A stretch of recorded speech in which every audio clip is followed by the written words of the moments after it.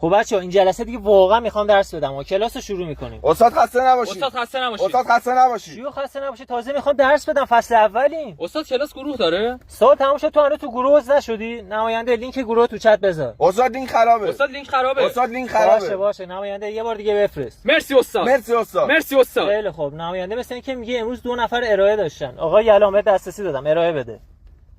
آقا یلامه صداتو نداره، میکروفونتو باز کن. بابا 100 دفعه گفتم قبل کلاس میکروفوناتون رو چک کنید. آقای پیرادی شما ارائه بده. چشم استاد. چی شد؟ استاد سایت منو میندازه بیرون. استاد سایت منو میندازه بیرون. ارائه باشه واسه جلسه بعدی، درسمو میدم، ولش کنید. خیلی خوب. فصل اولتون استاد صدا نداریم. استاد صدا نداریم. باشه واسید. الان دارین؟ نه الانم نداریم. خب الان چه جوری شنیدی؟ خب الانم نداریم. خب الان که شنیدی گفتی الانم ندارین. نه اون موقع داشتیم الان.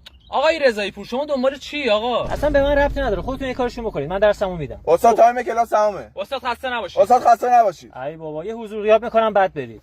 خب آقای چقدر یهو زیاد شدین. استاد کلاس گروه هم داره؟